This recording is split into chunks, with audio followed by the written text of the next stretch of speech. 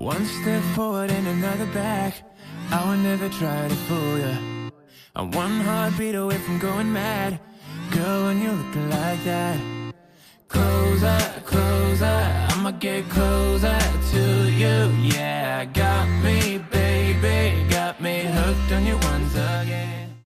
Okay, Assalamualaikum warahmatullahi wabarakatuh and a very good morning to everyone yang menonton podcast siri keempat. Keempat dah. You Doktor.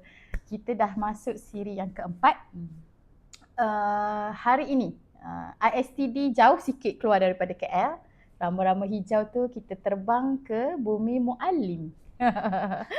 Ke Bumi Muallim, ke Tanjung Malim, a very small town, tapi dekat sini ada satu institusi pendidikan yang kita semua tahu. Kalau sebut Tanjung Malim kita memang tahulah kan. Kita berada di Universiti Pendidikan Sultan Idris dan yang paling dan kita masuk ke Pusat Kaunseling Universiti Pendidikan Sultan Idris. Bersama dengan saya hari ini, kita ada, Doktor, boleh kenalkan? Saya Dr. Pauki, merupakan pengarah Pusat Kaunseling Universiti Pendidikan Sultan Idris. Okay. So, welcome untuk tim ISTD bersama dengan kita hari ini. Thank you very much. Thank you, Doktor, for making time and effort to be with us today. Kacau weekend, Doktor. Tak apa, I really appreciate lah sebab sudi travel jauh dari KL kan. Macam you kata, away dari KL untuk ke Tanjung Malim, ke Bumi Muallim orang kata kan. Untuk bersama dengan kita untuk membincangkan topik related dengan kesihatan mental. Ya, betul. Thank you very much Dr. Pauki. Dan untuk pengetahuan semua, Dr. Pauki merupakan pengarah Pusat Kaunseling Universiti Pendidikan Sultan Idris dan juga ketua program Kaunseling Kesihatan Mental Klinikal, program master di Universiti Pendidikan Sultan Idris, dan saya sangat bangga hari ini bersama dengan pensyarah saya sendiri yang saya juga merupakan bekas pelajar graduan master kaunseling kesihatan mental klinikal, baru saja bergraduasi dan inilah guru saya sepanjang 2 tahun setengah saya di sini. Lama, satu perjalanan yang lama, Doktor, dan Doktor menyaksikan naik turun pengasas ISTD ni di sini. Betul. Itu yang dia macam membawa satu mana yang sangat berbeza lah kan. Bila sebagai seorang students and kita kembali ke tempat kita belajar dan bawa satu dimensi yang baru untuk hari ini kan. Betul. Untuk advocate bagi kesihatan mental. So I'm very proud of you. Oh, Doktor. Saya thank you very much. Tapi when I'm coming here, it just like macam welcome home. Dia ada rasa tu. Sebab lama dah tak datang masuk kampus ni. Yelah, kita nak buat apa? Hari tu adalah saya datang untuk Convo. It's a different vibes. Tapi bila datang sini masuk, alamak ada student lepak-lepak. It's my life before. Sebab saya kan buat full time kat sini, Doktor. Datang naik motor. Datang naik motor daripada kampus Proton City, datang sini naik motor, buat kerja, kadang-kadang lepak kat bawah ni. Oh, I really love that vibe. I really love, saya suka belajar. Saya orang yang suka belajar. Walaupun saya ni tak pandai, tapi saya suka je belajar. So maksudnya sudah bagi hint dah, lepas ni boleh PhD lah kan. Kan? Welcome back untuk PhD pula. Okay, kita tengok macam mana. Tengok supervisor dia, mungkin kan Dr. Pauki. Boleh, welcome je. The door open for you. Okay. Yeah. So Doktor, ISTD, this is my humble company. Saya membuka ISTD ni sewaktu saya di pengajian tahun akhir menjadi graduan master counselling kesihatan mental klinikal. Waktu itu saya bergelut, ISTD ini wujud ketika saya bergelut mencari penempatan intern. Jadi saya, apa yang menariknya saya melihat kat situ, stres ini adalah kadang-kadang dalam hidup saya sendiri memberi peluang untuk saya berpotensi lebih jauh, membuka potensi sendiri. Saya tak tahu orang lain macam mana, tapi ini adalah berkaitan dengan diri saya. Waktu itu saya bergelut mencari tempat intern dan saya rasa why not aku buka sendiri my place. Tapi kita tak boleh lah intern tempat sendiri. Siapa nak ni. Tapi benda ini wujud dalam ISTD ni wujud dalam tekanan yang dahsyat. Dan orang lain dia bergelut macam tu, tapi saya lorongkan tu, saya buka. Saya punya ni. Tapi saya buka tu dia ada je. Dia tak bergerak lagi tahu waktu tu doktor. Dia hanya sepi menyaksikan pengasas dia ni bergelut dengan intern. Dia menunggu dengan senyap untuk Tapi dia dah tunggu wujud. habiskan. Ya betul, dia internship wujud tu. sahaja di situ. Dan saya pun tak plan, tak rancang, dia hanya datang secara tiba-tiba dalam tekanan yang dahsyat tu. Kemudian kita habis clinical internship, settle dekat situ, syukur sangat-sangat settle kan, di finally settle, kita nak settle sahaja kan. Walaupun ada lopongnya di situ di sini, tapi saya bersyukur habis. Itu yang penting. Kemudian saya mula kembali kepada rama-rama saya ni yang lama duduk senyap tu kan. Cuba naikkan sikit. Ada je program-program kecil yang kita jalankan. Tapi secara officialnya saya tak menjalankan sesi kaunseling sebab saya belum kaunselor berdaftar. Jadi kita tahu limitasi kita yang belum ada lesen. Tapi masa tu saya banyak buat workshop. Banyak workshop, invite pensyarah situ, pensyarah sini, invite ada pakar-pakar juga yang saya invite. Kemudian kembali menyepi balik. Saya decide untuk bekerja dengan orang. Okay. Dia menyepi. Untuk dapat pengalaman untuk dapat dulu pengalaman ya. dulu. Pengalaman penting lah bagi saya. Whatever happen in your life, walaupun ada pengalaman yang tidak cantik, tapi dia tetap memberi pengalaman. Sebab betul. yang saya dapat hasil tak lama pun saya bekerja di organisasi tersebut, saya dapat rasa yang saya smooth sedikit untuk saya run balik saya punya sendiri punya ni. Okay. Sebab saya dah nampak dah, kita kena run macam ni dulu. Kena belajar bisnes sikit. Kena belajar, marketingnya macam ni. Jadi saya jadi lebih, sebenarnya saya tak kalut. Saya lebih tenang dan saya tahu apa yang saya nak buat. Secara perlahan-lahan sahaja. Dan podcast ini doktor, Neuro Hour podcast kita ni, projek ini datang dalam tekanan yang sangat stres dari diri saya, datang dalam keadaan kesihatan mental saya yang agak stres. Saya terpaksa makan balik ubat yang saya dah lama tinggal, dan fizikal saya juga tidak sihat. Saya eczema saya datang flare up sebab bila kita stres dia akan kacau kan. Ya betul. Dan back pain saya pun sampai saya kena repeat saya punya I have to spend 1,000 untuk fisioterapi yang betul-betul ada dry needle semua tu lah. So it's very podcast ini datang daripada tekanan sebenarnya. So boleh nampak lah walaupun dalam kegelutang tu tapi setiap kali tekanan yang besar tu itulah menghasilkan satu idea yang baru. Betul. Saya boleh nampak lah untuk anda. So siapa kata stres ni tak bermanfaat? Ya betul doktor. Betul. Ya betul. So kita sentiasa boleh bercakap tentang stres sebab stres ada sudut positifnya. Stres itu sangat bagus. Okay doktor. So itulah ISTD. Just from humble beginning. Dan sampai sekarang saya masih lagi humble pun sebab saya bukan pakar. Saya lebih bergerak dengan pengalaman dan semangat-semangat individu neurodivergent. Sebab kita kenapa see things differently? Why I see things differently? Because I always see things different way. Mengenali saya, itulah saya doktor. Itulah keunikan diri Pengasas. kita kan. Ya betul. And it's always about I, and it's open for everyone sebab it's about you. I want you to focus about you. It's not about me. When you come to see me, it's always about you. You first. So the way you see, I appreciate that things. And you here, I very appreciate you here. Thank doktor. you. Okay doktor, kenalkan diri, latar belakang belajar kat US tu saya nak dengar. Saya nak dengar. Please doktor. Okay, so itu satu pengalaman jugalah. So sebenarnya kalau saya punya background, saya masuk Universiti Pendidikan Sultan Idris. So saya alumni saya juga. pun tak tahu doktor. So bachelor degree saya bimbingan dan kaunseling daripada Universiti Pendidikan Sultan Idris, universiti yang tercinta. So setakat ni saya masih berkhidmat lah. So saya masuk dalam pada tahun 2003 hingga 2007. And then sebelum tu doktor asal mana boleh share? Saya asal Sarawak. Jauh. Saya terbang lagi jauh tapi saya sudah bertapak kat sini ini tahun ke-17. Saya berada di Universiti Pendidikan Sultan Idris. Oh my goodness. Doktor memang dah menetap terus di sini 17 tahun lama. Tapi so far I still love to be here. Okay. Sebab satu keunikan macam tentang ini promo USI jugalah. Yelah, of course lah. It's okay. Kiranya tempat ni bagi saya itu satu tempat yang sangat tenang, dan sesuai sebenarnya untuk belajar. Dia tak adalah macam terlalu banyak hiburan dan sebagainya. So fokusnya memang belajar datang sini. Itulah antara yang boleh bantulah student Saya untuk sentiasa berhibur masa untuk belajar fokus dulu. untuk fokus pembelajaran. So itu permulaannya lah dari saya. I'm glad lah walaupun travel far away daripada Sarawak untuk menetap kat sini. Tapi ini satu proses yang membesarkan diri saya jugalah dalam proses tersebut.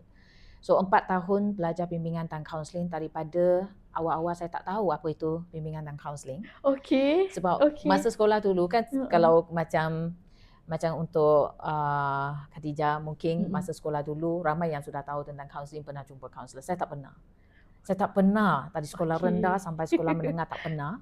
Tapi satu yang unik dia adalah masa ECUPU. Saya tiba-tiba ada satu choices saya letak counselling. Itu cadangan daripada abang kawan. Oh, ya ke? Abang kepada kawan saya tu. Dia kata, awak letak satu counselling. Itu yang saya dapat. So tengok jodohnya kuat dengan counselling itu memang ada kat situ. So itu adalah pilihan yang ke-6 daripada 7. Saya dapat yang ke-6. Saya tak dapat 1 hingga 5. So itu antara yang, so that's why I always believe mungkin ada sesuatu yang saya dapat, sesuatu yang mungkin Tuhan nak tunjuk kepada saya, nak suruh saya belajar. So saya ambil peluang tersebut. So I belajar SEM 1, SEM 2, to be honest time tu macam tak tahu sangat, try untuk mendalami, try untuk memahami. Sampai SEM 3 baru I boleh follow dapat apa kepentingan counselling itu. And I try apply to myself, and saya apply juga dekat family member saya. So dari situlah saya mula. Nampak counselling tu macam mana, dia macam bertapak dalam diri saya jugalah. Dia macam sepati dalam diri saya. Doktor, this is very personal. Thank you for sharing. Sebab saya tak pernah dengar cerita ni. Itu salah satu lah. A lot of people tak tahu kan. Ya, betul. So masa habis 2007, saya peluang lah, saya posting balik Sarawak sebenarnya. Oh, ya ke? Saya sebagai guru bimbingan dan counselling masa tu, saya posting dalam around almost 10 months jugalah. Untuk berada kat sekolah. And then baru USI offer saya untuk menjadi tutor. So I resign daripada jawatan sebagai guru GBK. Doktor budak pandai. So itulah antaranya yang saya kembali untuk berkhidmat kalau dekat universiti offer tu doktor budak pandai. Tapi I really appreciate lah sebab USI bagi peluang juga. It's very big opportunity there. Betul. Saya tak pernah berfikir pun saya akan jalan sejauh itu. So that's why sometimes apa yang kita tak rancang, apa yang kita tak pernah fikir, mungkin itu yang kita dapat. So itu salah satu, that's why life kita boleh rancang tapi tak semestinya 100% kita akan dapat apa yang kita nak. So macam contoh dalam UPU yang saya isi 1 hingga 5. Dalam tu ada ambil nak jadi lawyer. Nak jadi ekonomis. Wow. Itu ekonomis. From economy background. Antaranya lah, tapi wow, doktor. saya tidak diberi yang tu kan. Tapi it's okay. So dia macam buka ruang satu lagi untuk explore, belajar jadi lawyer saya kan. Sesuai sangat kan doktor. So itu antaranya lah. Tapi even until right now, macam sometimes I suka tengok movie yang melibatkan macam lawyer punya movie. I suka tengok. Tapi I know that mungkin itu saya punya bidang lain, itu bidang orang lain. But it's okay. Kita work together kan. Very so interesting. itu fasa di mana bila kembali ke universiti dan universiti pun memberi peluang untuk saya sambung belajar. So master saya ambil dekat University Sains Malaysia. Doktor go to Penang. Saya pergi Penang. So itu pun kebetulan supervisor yang saya nak belajar daripada dia tu, dia ada kat situ. So kat situlah saya macam belajar lebih mendalam berkaitan dengan counselling itu sendiri di peringkat master. And then pensyarah kat situ pun sangat supportive. So bila I kembali habis master in the 3 semester, saya kembali ke USI sambil saya mengajar, saya pun prepare lah diri saya untuk sambung PhD. So time tu memang macam USI memang bagi peluang lah. So kita boleh pilih sama ada nak sambung PhD kat luar negara ataupun kat dalam negara. So I'm very lucky, sangat bersyukur sangat. Saya diberi berpeluang untuk sambung belajar kat US. So kiranya proses memohon tu sebenarnya is not easier. Sangat-sangat critical dalam setahun itu, macam-macam test ujian yang kita kena ambil. Sebab nak masuk US University, dia sebenarnya dia memerlukan graduate examination record GRE untuk pasca siswaza. And then dengan English proficiency sekali. So itu antaralah I prepare 1 tahun jugalah. Sampai saya dapat tempat, saya interview and then baru dapat. So baru saya bertolak masa 2012 lah saya pergi US. So itu adalah fasa di mana pengalaman dekat US dia lain, sangat-sangat berbeza. US dekat mana, Doktor? Masa dekat US saya dekat Norfolk, Virginia. Norfolk, Virginia dia adalah tempat yang sangat-sangat cantik. View natural dia very nice. Dia macam a little bit macam Usi. Dia punya view. Yes. Sangat cantik, sangat cantik. So kat situlah dia time tu program counselling is the top in the United States. Wow. So I met a lot of professor yang sangat hebat. So I belajar dengan mereka. So di situ saya menjurus ke arah clinical mental health. I take extra mile to be honest. Extra mile means orang ambil PhD, you tak perlu pun nak turun ke master level untuk ambil kursus-kursus master, tak payah. Tapi disebabkan saya nak sangat menjurus ke arah clinical mental health, saya punya beginning bertapak itu, saya ambil master course. Dekat master courses. US? Yes. Doktor, what are you doing? Saya pun tak tahu apa yang saya buat. And then saya punya advisor time tu, dia ikut saya je. Sebab kan saya dapat tajaan scholarship. So dia pun fully support. Dia kata tak apa. Dia kata, Ki, saya tolong you susung study plan tu 4 years. Sebab government bagi 4 years. Dia susung cantik. First, second year tu memang cover full range clinical mental health master level punya courses tu. And then at the same time adalah kursus-kursus PhD saya ambil sekali. Serentak lah. Kredit dia memang tinggi berbanding dengan student PhD yang lain. Tapi that is I punya pilihan. Alright. So bila saya punya pilihan, I take it. Yes, betul. I like that. Saya punya determination kat situ. Saya pun tak tahu macam mana saya boleh buat. Tapi kalau you sekarang minta I repeat, mungkin saya akan fikir tu kali lah. Macam tu. You dah lalui. Tapi at that time memang itu yang saya nak. Saya nak sangat-sangat.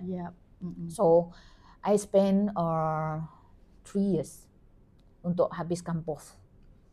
How you do that? Padahal saya boleh je habis in 4 years. Tapi disebabkan master class and research, Doktor. Dia punya PhD bukan research. US punya lain. Coursework and research. Both. So that's why saya habis. How you do that? I nak menangis. Saya share dengan my degree student. I nak menangis. Dia kata, my degree student, diorang ambil dalam 138 credit hours. Tapi saya punya degree, PhD. for the degree one? Macam degree kat sini. Saya punya master, I got credit hours 80 lebih. I nak sorok muka sebab masa-masa I dah macam berapa 68 hours, credit hours tu I dah rasa macam nombor 3 dia punya. So itu antara, tapi saya rasa itu satu pengalaman yang sangat bagus. Dia macam membina diri saya. Dan membina daya tahan saya juga. Sebab dia punya training kat sana sebenarnya, dia macam mana nak cakap lah. Kita bukan sebagai pelajar PhD tau. Dia akan juga, sebab saya ambil assistantship kat sana juga 3 years. Sambil saya bekerja, sambil saya study sebenarnya. So I need to go to US untuk buat PhD. So that's why that assistantship tu, saya kena mengajar degree students for the human services. Saya kena supervise master students. And then myself also need to be a PhD student. So dia macam multiple role kat situ. Tapi we manage to do it. So to be honest lah, setiap minggu I kerja macam more than 60 hours per week lah. You really living at US. At that time macam saya punya routine sangat-sangat konsisten. Kalau saya keluar 7.30, saya balik pukul 10. Universiti every apa, day. Doktor? Universiti kita boleh share. Old Dominion University. Yang ada crown tu kan? Ada dia punya logo tu kan? Lion. Dia punya icon. Lion dengan ada crown. Itu betul. adalah icon first gambar saya ambil dekat dia punya icon. Saya kata saya nak jadi macam ni. Itu that is one photo I remember until now lah. Why I remember that crown yang ada lion tu because it's a crown. Betul. Logo tu very unique. And memang very raw lion and ada crown. Betul. Wow. Itu dia punya icon dia. You did it, Doktor. You come here to Malaysia. You menyumbang balik pada Universiti Pendidikan Sultan Idris dan pada community secara general lah. Yes, betul. Wow, Doktor. Congratulations. Kita ada singer yang pakai crown in Malaysia. Tahniah, Doktor. I'm very proud of you. Yeah. Yelah sebab kita masa kelas kan kita tak ada masa sangat nak ni kita fokus pada kita punya subjek. So bila kita ada masa tu semua, it's very a long journey actually. And we appreciate that journey kan. Ada masa bila look back, this is so something yang very inspiring people to hear. That's true. Sebab without that experience, tak ada Toteki sekarang. Betul. Okay. Master sikit pun dah menangis. Okay, jadi kita fokus pada topik kita hari ni, Doktor. Topik kita sangat clear dan sangat straight to the point actually. Di balik wajah tenang kaunselor, kesihatan mental, klinikal, keletihan mental yang tak diakui. Definisi daripada doktor. Silakan. Itu deep meaning. Tapi saya suka topik ni sebab dia fokus kepada orang kata emphasize on self-care counselor itu sendiri. Ya, betul. Sebab kalau pandangan masyarakat, kebanyakan orang kata, awak counselor. Awak counselor. Apa maksudnya ayat itu? Awak counselor, so maksudnya sepatutnya you lebih pandai menguruskan emosi, awak lebih pandai mengawal emosi, dan you tahu macam mana nak tak bagi emosi itu keluar sehingga macam memberi kesan kepada orang lain. Tapi realitinya, counselor pun manusia. Doktor, terutamanya kalau like kita tengok therapy kan, now. terutamanya kalau untuk mental health counselor, kita tahu kita punya jenis kes yang kita kendalikan.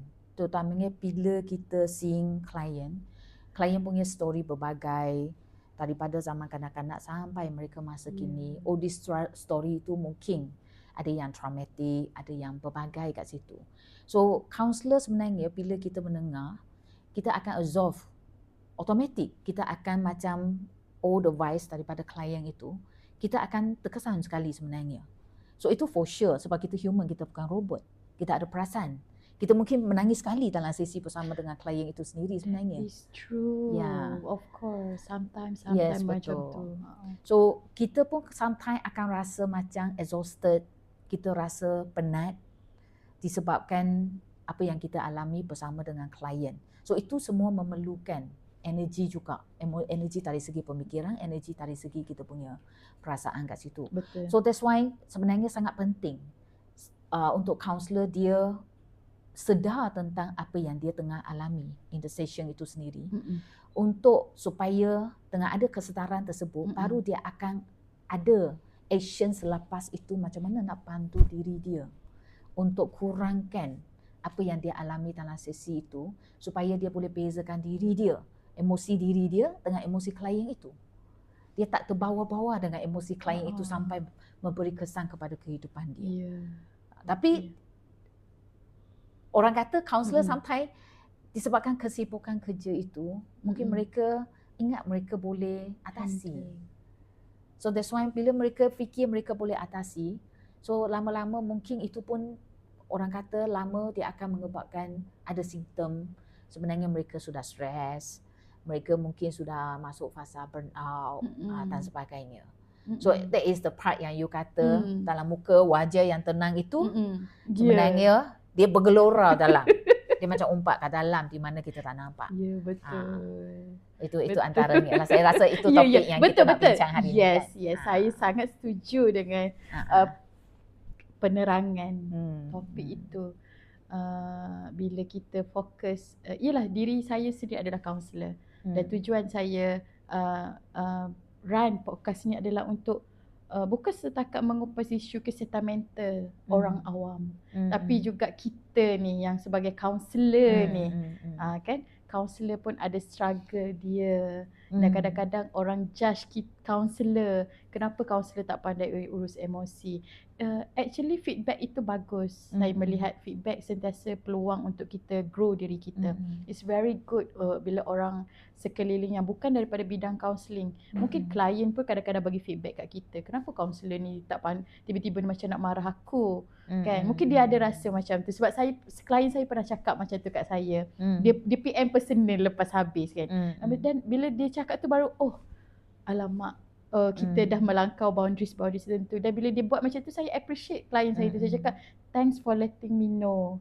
Sometimes I'm tired too. Dan sebenarnya dalam sesi saya belajar lah doktor, sebenarnya kita pun boleh je juga share pada klien kita yang janganlah share lebih-lebih kan. Maksudnya share sikit, awak penat ke hari ni? Itulah saya pun penat juga tadi ni. And it's okay untuk kita share sikit. Share sikit apa yang kita boleh share. Dan benda ni bila saya tengok dalam topik kita hari ni, pendapat doktor lah kan. Apa tekanan kaunselor tu dulu. Apa yang kaunselor patut serap, tak serap. Mungkin kita dah pernah sembang benda ni, tapi kita nak sembang deep lagi. Okay. So apa yang boleh serap, apa yang tak boleh serap, macam nutrisi pula dalam diri kita. Ya betul. Dia macam nutrisi pemakanan kan. Ni serap ni, yang tak serap ditolak, dah jadi penyakit pula kan. Jadi kita, itulah konsepnya. So kalau dalam konteks kesihatan mental kan, kita as a mental health counsellor, saya rasa perkara yang kita boleh serat di mana dia kena very mindful apa yang kita serat sebenarnya.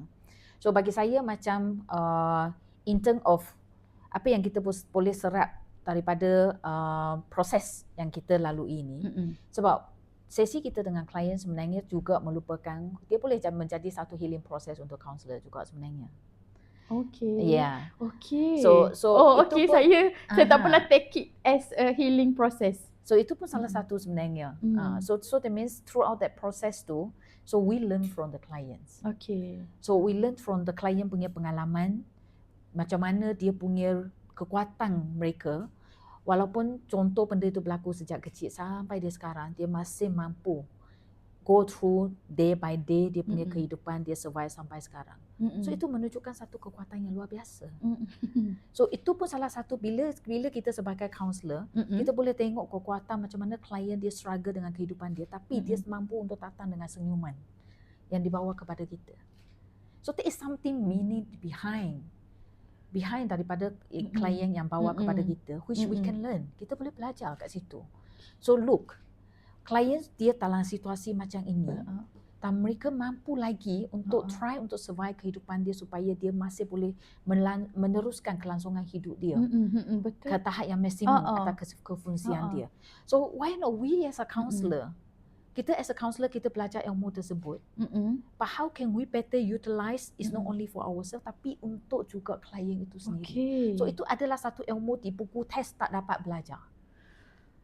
We can't learn from buku test, sebab itu adalah life experience bila kita kenalikan sesi itu with our clients. Because mental health client actually that is the one part yang betul-betul you boleh nampak. Kita boleh nampak daripada klien itu sendiri macam mana dia orang cope through the process itu. That is for me very powerful. Very powerful. Yang kita boleh serap, yang kita boleh learning throughout the process tu. Dan itu juga akan set foundation kepada counselor. Setiap hari lepas kita habis, if we clients boleh go through setiap hari punya hardship, why not us as well?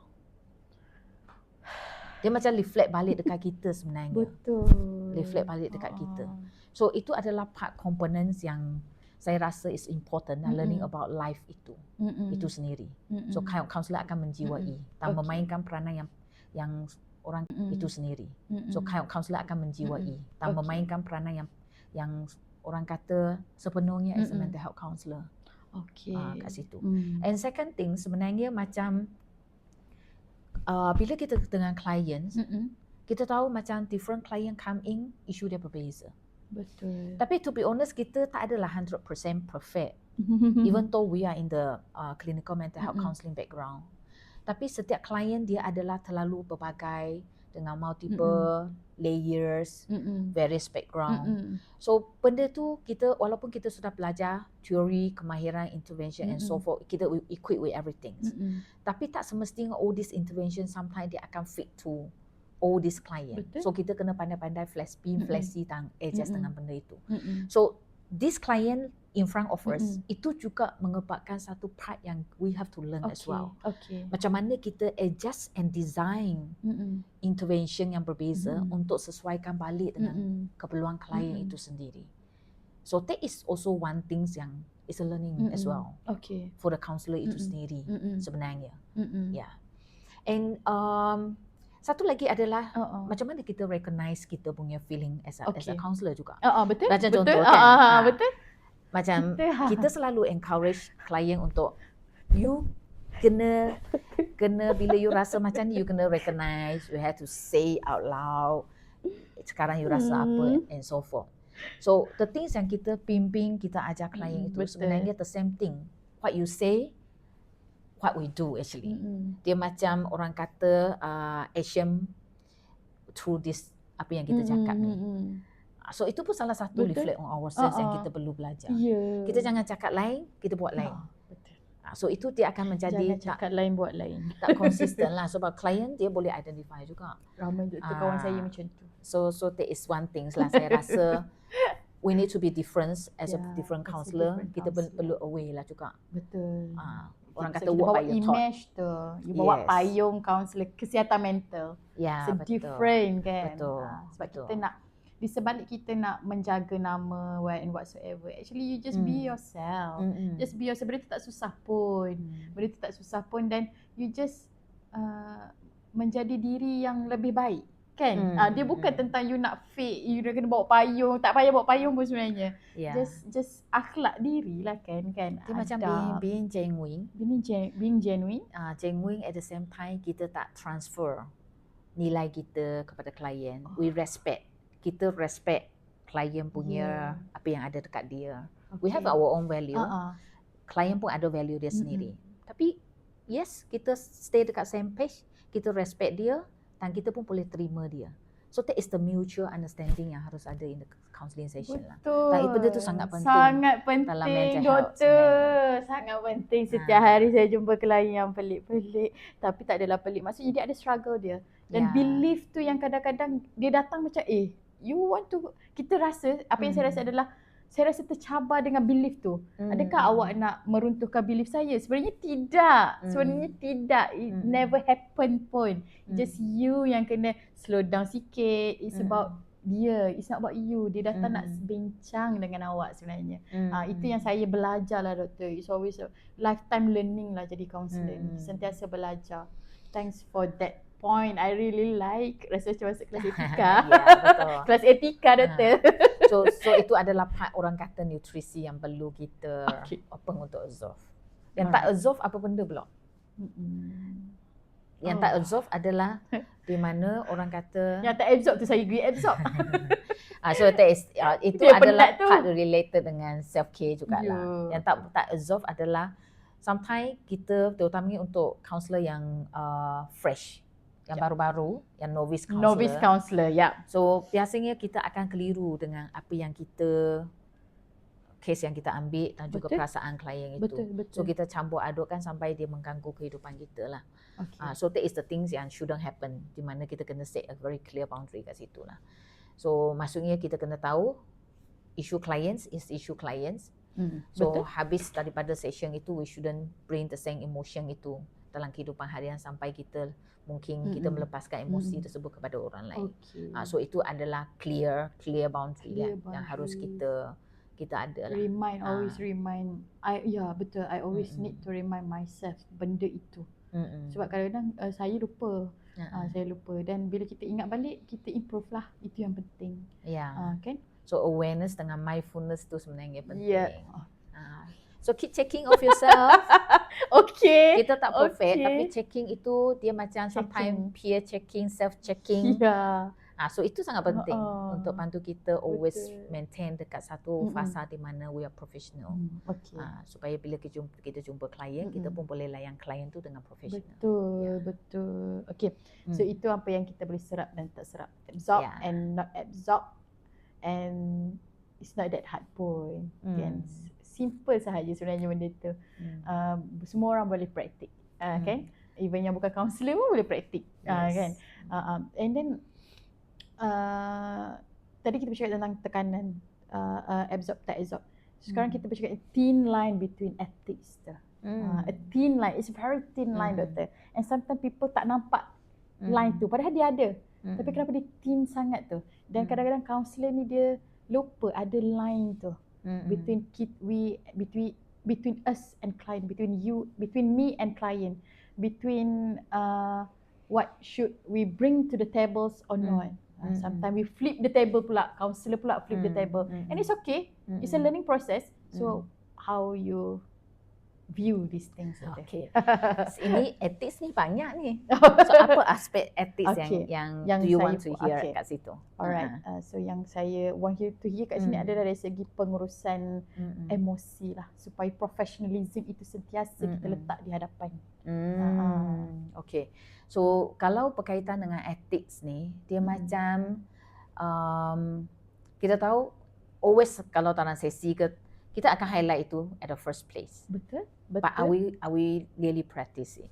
So itu salah satulah yang orang punya concern.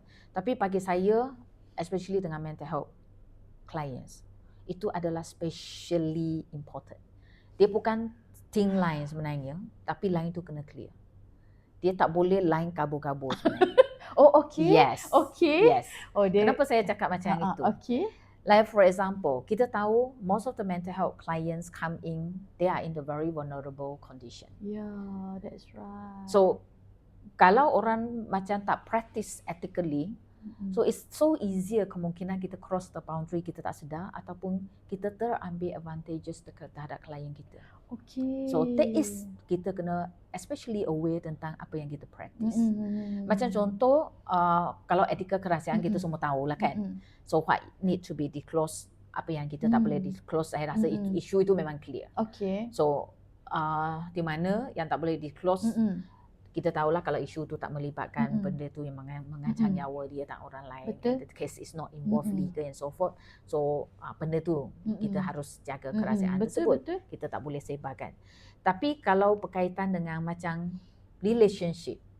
Okay. Wow, this is very interesting. Okay, please elaborate. So kalau relationship tersebut, we know that sometimes dia akan ada chances which we know that sometimes untuk clients, patient mental health patients, mereka punya dependency akan lebih tinggi berbanding dengan klien yang lain.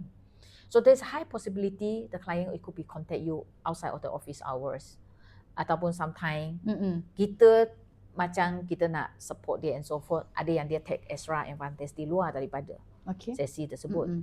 Bagi saya extra support tu tak ada masalah. Jangan sampai satu tahap macam you sendiri keliru. You jadikan klien awak sebagai kawan anda. Okay, I really need this.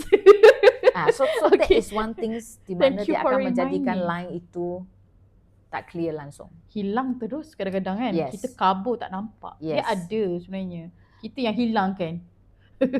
So that's why kenapa kita kena pegang betul-betul ethics tu. Betul-betul. Supaya kita aware. Sebab benda tu bila kalau perkara tak jadi tak apa. Ya, betul. Tapi kalau if got anything happens, so there is dia akan effect.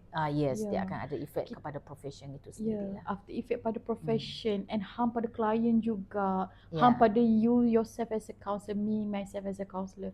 Oh, dia banyak benda. So that's why ethics adalah kelas yang sangat saya tak pernah tidur dah kelas tu, doktor. Dan saya dapat A. Paper tu. Sebab saya suka ethics tu, dia penting.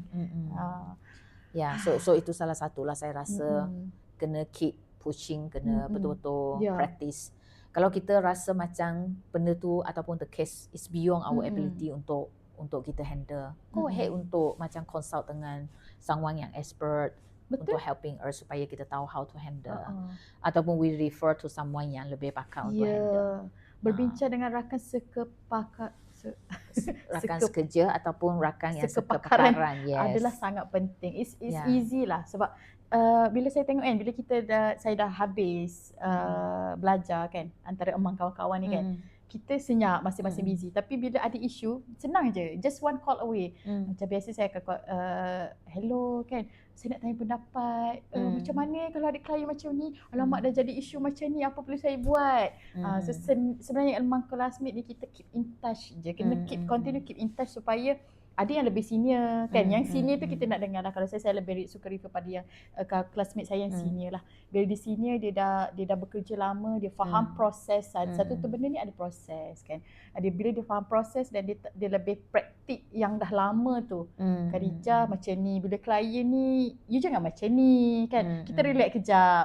Oh okey, saya sangat perlukan itu dan saya terima kasih pada classmate saya sentiasa open untuk advice tu.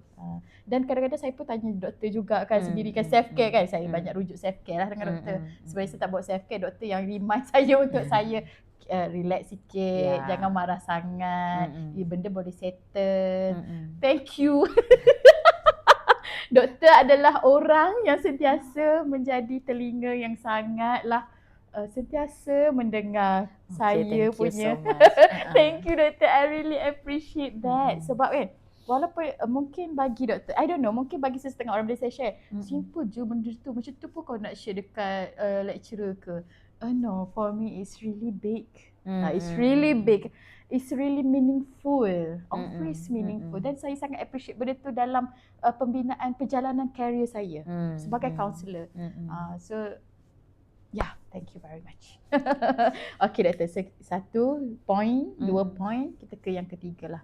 Yang dah saya rasa mungkin kita boleh berbalik pada self care. Always about self care. It's about it's about me, it's about you. Macam mana doktor di sebalik kesibukan doktor sendiri? Saya nak dengar doktor dulu sebab doktor, ya Allah, banyaknya benda.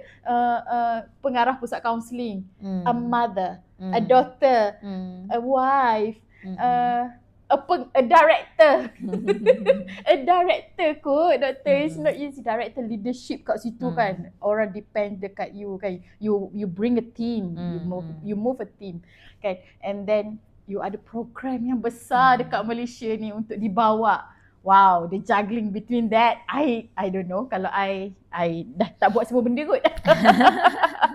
How you practice self-care in your life dulu. I want to hear that. Okay. So kalau bagi saya sendiri, saya punya self-care actually is quite simple berbanding dengan orang lain lah. Okay. Orang kata macam work-life balance. Saya rasa work-life balance orang selalu fikir it must be 50-50. Konsep itu sebenarnya tak betul. Oh ya? Yeah. Okay, Sebab menarik. Everybody punya work-life balance, bagi saya the most important like when you balancing, contoh kalau saya balancing even 80 to 20 is the personal self-care dengan family and so forth, and my work 80 contoh. I still feel satisfied. Okay, this is interesting. Okay, yes. Okay. Compare to kalau you 50, it doesn't mean this 50 yang you spend, you balancekan work dengan 50 itu, that will be quality. I emphasize more on the quality compared to quantity. Okay. So sometimes orang selalu looking for quantity, I must spend this time. Contoh kan, you dengan family awak. Betul. Tapi you hanging out, you keluar, masing-masing tengok handphone sendiri. There is no quality. Betul. There is more towards like you nak ada masa bersama, that quantity. Tapi actually, none of you like actually you did talk ataupun you macam betul-betul care tentang orang lain. Masing-masing fokus dengan handphone sendiri and so forth kan. So itu salah satu sebenarnya kita kena tengok balik. Talking about work-life balance, it doesn't mean like must be 50 and 50 Ya, lah. betul. Dan kita macam rigid pula dengan 50-50 tu. Macam dah kalau memang life aku ni 60, dekat kerja nak buat macam mana. I have big things in my life. Dan kita tak nak ketepikan mana-mana pun. Kita nak carry sekali. Yes, betul. So tapi kalau boleh kita try our best as much time as we can. Of course. So kalau untuk saya sendiri, time yang saya tak bekerja, memang I akan fully spend with my family lah. So saya akan ada time dengan my family. I try to plan out dengan anak saya and so forth lah. So itu saya I lah. miss Celine. Celine. Celine sudah besar dah. Celine sudah besar. Dia next year masuk tingkatan 1 dah. Doktor, she's a big girl now. Yes, and dia baru je menang pertandingan badminton, dia dapat Johan. Wow. Yes. Amazing. Dia hit goal diri dia lah. Wow. So that is, I can see dia punya determination kat situ. She's following you, of course. I'm hoping lah kat situ. Of course. That is something yang saya dalam nak groom dia paste. jugalah. Celine, let me know, tell her that Naruto girl. Because we are talking about Naruto hari tu. So itu salah satu lah saya rasa, spending time with them whatever I got the chances, itu penting. And then seconds for me, self-care, saya punya self-care tak fancy. Dulu ada masa saya akan pergi jogging dan sebagainya. Tapi right now I have less time untuk pergi jogging. Tapi saya akan make sure kalau work as much as I can. Okay. Itu satu. And the second, sleep. I love this point. Sleep adalah antara yang for me, whatever things come in, kalau sleep saya tidur, all the things will be able to handle well. Kalau sleep saya tak okay, then I won't be able, dia mungkin akan ada simptom lain come in, sakit kepala ke. Physical and whatsoever. Physical symptom lah, dia bukan mental. Yeah, Mental dia totally physical. kita boleh caught, tapi physical kita tak boleh. Oh, tak boleh. So that's why aware with the physical symptom pun sangat penting. Kita jangan deny with the physical symptom tu. Kalau ada tiba-tiba hari biasa tak sakit kepala tapi hari tu sakit kepala, I think you need to be aware kenapa hari tu sakit kepala. So that is all the sign actually telling something about us. So sleep lah, bagi saya the most important is sleep. Doktor, terima kasih doktor. Sebab memang kejap lagi saya nak tidur sampai seminggu. Tak adalah. Seminggu tu lama sangat over pula kan. Okay, no, I mean I need sleep. Very much.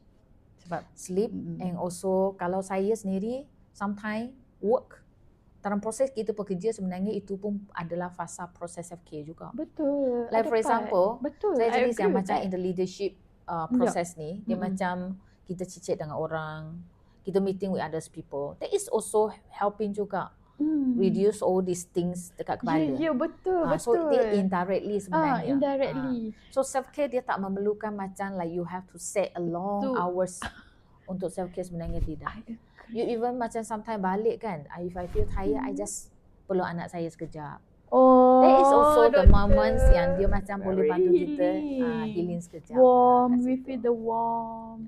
I agree with you because right now my struggling is finding my self-care time because I think alamak, I'm very busy right now. I can't rest. I fikir I can't rest. Tapi when macam right now I'm doing podcast, I really love doing this, doctor. So every time I go seeing people, talking to them and hear dia orang punya professional opinion, give me very satisfaction tu. Okay. So sebenarnya kalau orang tanya kau tak penat ke? I'm tired but I'm happy. But you love it. I'm happy. I love it. And right now pun itu yang tadi doktor lah self-care. Kita fokus sikit dekat semua kaunselor ni lah. Maksudnya what can you advise for them self-care? Yelah, everyone have their own self-care things kan. Tapi bila saya dengar doktor punya tu alahai, saya punya simple very kan, simple betul tak? Dan saya macam okay fine, lepas ni sebenarnya you tak payah fikir sangat pun nak self-care tu macam mana. Okay. So kalau untuk semua counselor, I encourage macam satu key point yang tadi you mention sebenarnya sangat penting. Di mana love what you do. Sebab bila kita suka dan we love the things yang kita buat tu, dia akan bantu juga we don't have that much stress. Itu sangat penting sebenarnya. You don't care what people saying, tapi you tahu you suka benda itu, you akan very determined untuk dapatkan benda itu. That's right. That is also for me as one part self-care juga sebenarnya. Really. So itu satu. And second, a lot of people mungkin setiap orang berbeza sebenarnya self-care dia. Betul. So bagi saya kita kena explore untuk try to find out sebenarnya apa jenis self-care dia boleh bantu you feel otak ni lapang sekejap. You are not in that macam stress condition. Betul. Tapi ramai kalau yang sudah berkahwin, mereka suka macam with the family, keluar dengan anak-anak. Go ahead, spend time. Dia macam kalau weekend maybe spend few hours dengan anak-anak dekat taman, itu pun okay juga sebenarnya. Betul. Very simple kan? Yes. Kalau tidak, ada orang juga macam fokus kepada me time. Waktu untuk diri saya sendiri. Even 15 minutes contoh, saya tengok TikTok short video. Itu pun saya sangat happy dah. That's possible. Betul tak hari ni ada berita apa? Dekat TikTok tadi, on the way coming here. It's very interesting, doctor. I'm listening to this Spotify playlist, my Spotify. I love song. It's my me time, driving and hear song and singing. Yes. Yeah, it's my me time. I rasa it's my me time. Itu me time sebab sorry saya tak sedap pun, tapi orang sebelah saya dia dengar je lah kot. And the interesting part is bila dia buka sebab that Spotify song tu from my friend punya Spotify. Okay. And then dia suddenly buka TikTok, I think. Tiba-tiba keluar. Yang tadi saya tengah menyanyi tu tiba-tiba ada satu, saya dengar berita tu tentang pasu yang orang masuk berita tahu, pasu konkrit tu yang menyebabkan kemalangan dekat ramai orang. Oh, That- tiba-tiba dia macam iklan dia masuk. macam iklan. And that iklan yang suddenly pop up tu, it makes my day. Doktor tahu tak kenapa? Sebab kelakarnya Dia tak pasu ni, berkaitan. what happened to that pasu? Siapa yang letak pasu tu kat situ? Berita tu kelakar sebab nada suara pemberita is very serious. Tapi bayangkan, okay, doktor dengar macam ni tau. Kejadian rungutan orang ramai tentang pasu bunga putih konkrit menyebabkan kemalangan. Dia macam seriusnya, tapi bila kita dengar pasu, dia macam kelakar tau doktor. So sometimes just a small moment yang kita appreciate betul-betul and you can laugh out loud. Yes. Dah healing dah bagi saya lah. It's Betul, just betul. self-care. Very simple way. Macam hari ni saya cicit dengan awak. That is also a type of healing juga sebenarnya. We spending time, we cicit, we talking about the things yang kita suka related dengan mental health. So itu pun salah satu bagi saya. It's not necessary must be kita kena set that, kena keluar 2 minggu untuk travel and spend a lot of money, balik kita stress, tak ada duit. So self-care as long as like benda tu bantu kita untuk away sekejap from the things yang kita rutin buat and helping us untuk recharging. Agree. So itu adalah part I would say self-care. Setiap orang berbeza. Kita tak perlu meniru orang lain pun. Betul. Sometimes betul, kita tak boleh tiru orang lain. Semalam ada orang cakap saya kuat tiru dia. Sebab baju dia pakai tu semua saya berkenan. No, I mean saya susah nak, saya ada spesifik saya punya yang apa yang saya suka, saya minat kan. Tapi bila macam apa hal semua benda yang dipakai ni aku suka. Dia macam tu. So dia cakap saya tiru dia. Okay doktor. So this is my upcoming book yang akan release next year. Sebab ni Dami yang pertama. Doktor adalah orang kedua selepas dia. So sebenarnya officially doktor adalah orang kedua. No, adalah semalam Alif, semalam my friend, and today you menyaksikan Dami saya yang pertama. So ni Dami book dan dalam ni saya tengah pasal editing lah, typo ke apa ke semua benda kan. It's just from me. Saya lah yang reka segala benda yang ada dalam buku ni, tak ada sentuhan orang lain pun, 100% from me.